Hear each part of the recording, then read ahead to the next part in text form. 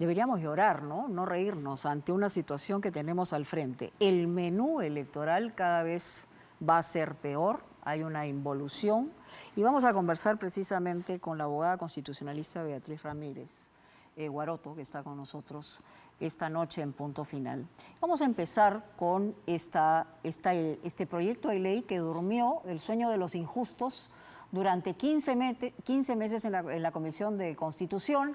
En el fondo, no la querían aprobar, es decir, darle a la ciudadanía una mejor posibilidad para que no postulen sentenciados es prácticamente una tarea que desde el saque ya tenía un resultado.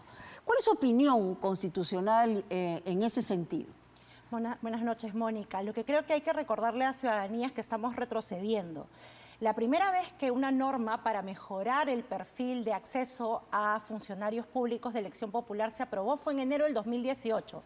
Parece ya otra vida, pero en el 2018 se aprobó una norma que le prohibía a gente violadora, narcotraficante o personas condenadas por terrorismo y otros delitos, así ya hubieran cumplido la condena y así estuvieran rehabilitadas, así ya hubieran pagado la reparación civil, que pudieran acceder a cargos públicos. No podían postular. El Congreso del 2018 lo aprobó. ¿Y el TC? Lo declaró inconstitucional. Este TC, elegido por este Congreso a finales del 2022, lo declaró inconstitucional y gracias a esa sentencia es que estamos en este entuerto que, hay que decirlo, durante 3 legislaturas este Congreso no ha podido aprobar ni siquiera lo que el Congreso anterior en enero del 2018 ya había aprobado, porque lo único que había que hacer era pasarlo de ley a reforma constitucional. Ni siquiera eso han podido hacer. Ahora, el principio es evidentemente que no pueden haber leyes aprobadas con nombre propio.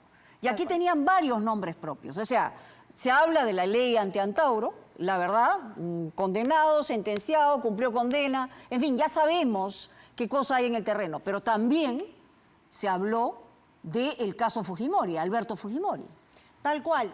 Y en esa discusión en la que todo el mundo se preocupa por intereses particulares, Mónica, como tú lo has dicho, los violadores se quedaron fuera, porque en la lista final que han decidido volver a mandar a Comisión de Constitución ya ni siquiera estaban los violadores. Es decir, esta norma se había aprobado para tráfico ilícito de drogas, violadores, corruptos y personas sentenciadas por terrorismo, aun cuando se hubieran rehabilitado para que pudieran trabajar de cualquier cosa, pero no acceder a la función pública. Porque tú tienes derecho a resocializarte, pero en otros campos de la vida no a cobrar planilla del Estado en cargos de elección popular.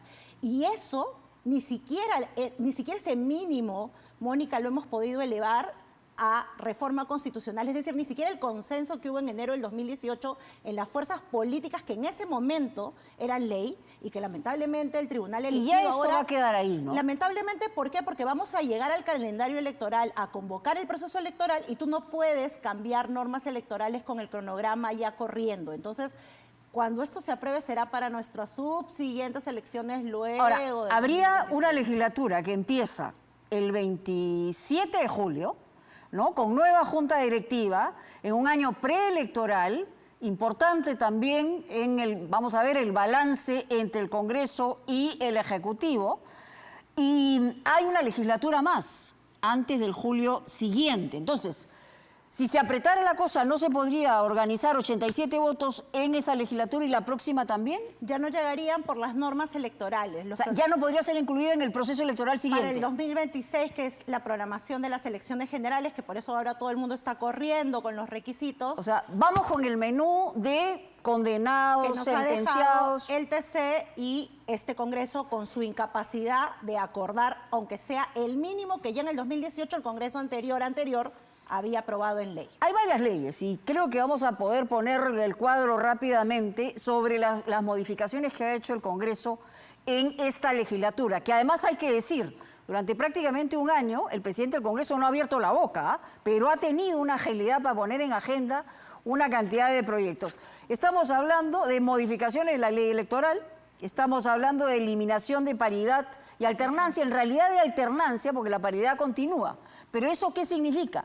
Que pueden poner en las listas electorales los últimos de la lista. Como siempre se hizo cuando teníamos cuota de mujeres. Las mujeres siempre se iban en el último tercio. Y en el caso de la modificación electoral, acortar plazos para inscribir partidos y alianzas, en ese sentido, ¿cuál sería la situación. Justamente en el Wall estamos viendo, ahí está, acortar plazas para inscribir, eliminación de alternancia, congresistas que puedan postular a gobernaciones y alcaldías. Es decir, buscando chamba. ¿Qué voy a hacer después de ser congresista? Porque ahora puedo eventualmente presentarme al Senado. Postular siendo yo congresista. Claro, cuando se impedía cualquier tipo de reelección. Exactamente. Ya. Lo que hay que decir, Mónica, es que ahorita estamos desandando todos los avances, todas las reformas que se hicieron en el 2018. Yo creo que esa es una buena lectura jurídico-constitucional para quienes te siguen en Punto Final. ¿Por qué? Por ejemplo, una cosa que tú has dicho, normas de paridad y alternancia, mejora del sistema electoral. Empezamos a aprobar ese paquete en el 2018. Ahora en esta legislatura toditito eso se ha desandado. Se ha quitado la prioridad que teníamos las mujeres para ir en lista. Y para explicar, era 1-1. Exactamente. Esa era la alternancia. Encabezaba un hombre, le seguía una mujer y por eso ahora... Y para planchas presidenciales también. Ahora tenemos presidente, hay que decirlo, porque no fue el mérito de Perú Posible que les encantó la señora que hoy día tenemos como presidenta, Dina Boluarte, sino que estaban obligados por la ley. Perdón, Perú Libre, discúlpame, sí, ya retrocedí demasiado en el tiempo. Sí, claro, ya estaba pensando en qué momento... Perdóname, pero sí, efectivamente, Perú Libre la puso porque estaba obligado por la ley. Claro, constitucionalmente seguramente no hubieran querido hacerlo y muchas fuerzas políticas no hubieran querido hacerlo, pero eso era un mandato de la norma. Y ahora estamos deshaciendo lo que 6 años atrás se había aprobado. Ahora, evidentemente, con las actuales modificaciones, pueden ser elegidos para el Congreso por un lado, pero también pueden presentarse para alcaldías, gobernaciones, etcétera. Es decir, por todos lados van a tener alguna posibilidad. Claro, con un 6% de aprobación en el Congreso, espero, ¿no?, que nadie vote en ese sentido. Históricamente hay un porcentaje de un 15% de reelección, lo que se pueda evaluar, pero no sabemos qué puede pasar. Pero ahí viene la jugada de eliminar los movimientos regionales para eliminar la competencia y tratar de que solamente los partidos nacionales se consoliden, que es una de las normas que este Congreso dicen que es para reforzar los partidos políticos. En realidad, por supuesto que es para reforzar los partidos actuales políticos. Que no son partidos. Que no deberían, en todo caso, pelearse con otras formas de participación política. Hay que recordar, Mónica, el Congreso parece olvidar que la ciudadanía tiene derecho, en el artículo 2 de nuestra Constitución, a participar en la vida política de la nación, no solo a través de los partidos políticos. Pero eso puede generar un problema social también. ¿Es inconstitucional? Lamentablemente en nuestro país, digamos, es una cuestión de seguridad jurídica que toda norma que apruebe el Congreso se presume constitucional. Y lo que digo que es lamentable en nuestro país... puede ir al tribunal. Es que el Tribunal Constitucional no tiene, me parece para muchas personas, la independencia suficiente para declararle inconstitucionales las leyes que tú dirías que las agritan inconstitucionalidad, pero lamentablemente el tribunal hoy día no lo hace. En el caso de la exclusión de los partidos en lo que significa el crimen organizado, ¿no? Hay varios beneficiarios en una situación de este tipo, pero desde el punto de vista constitucional.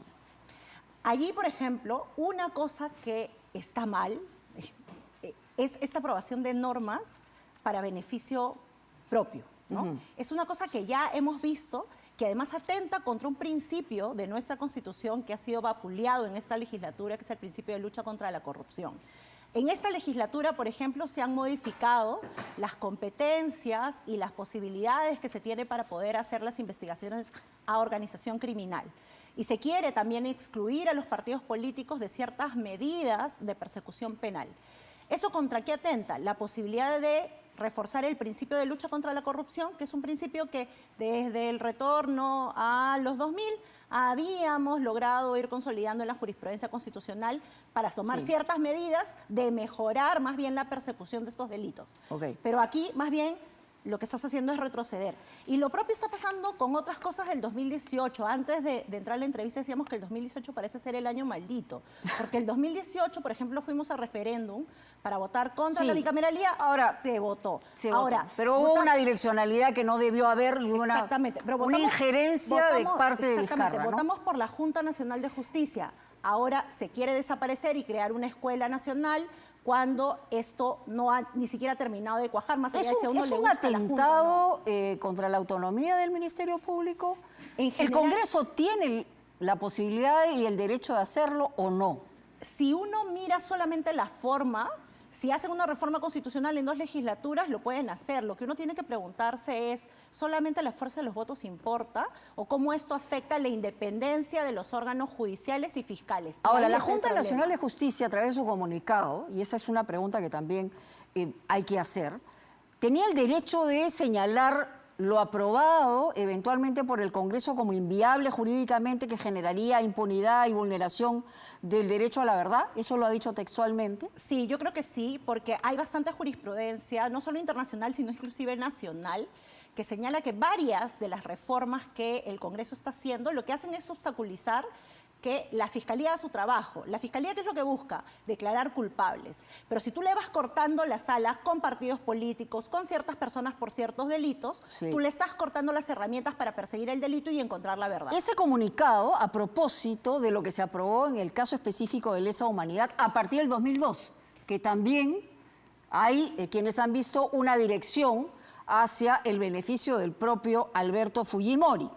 Y otro constitucionalista, hoy día leía a Natalia Amprimo, dice que en el caso de lo que dice la Junta Nacional de Justicia, que esto sería una tosuda explicación a la aplicación de retroactividad. O sea, le responde a la Junta Nacional de Justicia en su comunicado. Sí, yo creo que ahí el colega tiene un error, pero un error que viene del derecho internacional. No todo el mundo lo tiene que saber, las abogadas y los abogados. El derecho sí, a la prescripción existe. por supuesto, pero nosotros hemos firmado un tratado internacional que aboga por la imprescriptibilidad de ciertos delitos. Entonces, el objetivo de ese tratado es que, independientemente de que se hayan cometido en cualquier momento, sea que los podamos perseguir. Justamente porque si no, Mónica, ¿qué hacemos con aquellas cosas que pasaron en los 80, 85, esas personas que les decimos? Olvida nomás, tienes mi solidaridad y ya fue. Justamente Sí. ese tratado que el Perú firmó está hecho para que ese tipo de crímenes se puedan perseguir. Pero yo creo que la Fiscalía tiene derecho a reivindicar sus fueros, ¿no? Hay un problema ahí de fondo, que es un Congreso que cree que tiene más poder porque se considera a sí mismo primer poder del Estado, Sí. cuando no es Ahora, necesariamente así. O no lo que debería sí es serlo. verdad es que desde hace algún tiempo, es decir, más allá de la pobreza, tanto en el Ejecutivo como en el Legislativo, de respaldo que tiene la ciudadanía, hemos venido y se ha venido politizando el Ministerio Público también en varios momentos. ¿Qué hacemos frente a esta cadena que es indispensable para perseguir el delito en el país? Tal cual. De hecho, hay muchas cosas que tendríamos que hacer. Hay que reformar el sistema de justicia, hay que mejorarlo y fortalecerlo, por supuesto. Porque como tú bien has dicho, lo que se quiere usualmente es influir allí. ¿Qué hay que hacer? Abrir, por ejemplo, que haya más fiscales supremos, y eso que supone mayor presupuesto, que es algo que este Congreso solo se asigna a sí mismo. Sí. Se hace policlínicos y se hace más cosas, pero no le da ni al Poder Judicial ni al Ministerio Público lo que debe, ¿no? Solamente para terminar, una última expresión que tiene que ver con lo que ha dicho hace algunos días el ministro de Educación y la ministra de la Mujer, respecto precisamente a entendimiento de una práctica cultural ante una denuncia que venía jalándose desde hace años. Estamos hablando de acoso sexual, hostigamiento sexual alrededor de 500 adolescentes, estudiantes en la comunidad Aguajún. Y él se refiere, y se han referido ambos, a esto eventualmente como una realidad. ¿Cuál es su opinión como constitucionalista? Allí yo creo que no solo es una vergüenza la expresión y que no se haya pedido las disculpas y aceptado el error del caso, sino que jurídicamente, Mónica, la Corte Suprema de nuestro país emitió en el 2015 un acuerdo plenario justamente para señalar que en aquellos contextos en los que haya alguna situación de poder o prevalimiento, es decir, alguien tiene mayor prevalencia que otro, como Así si tú es. eres docente de alguien, Claro. nunca hay consentimiento y por lo tanto ahí siempre hay delito. Jamás tú puedes disculpar por error culturalmente Ni minimizar. condicionado, ni minimizar esas prácticas. Exacto. Porque justamente hay una mala Bien. costumbre que lamentablemente nuestro ministro y ministra han replicado para muchos, ¿no? Muchísimas gracias a Beatriz Ramírez Guaroto por estar con nosotros.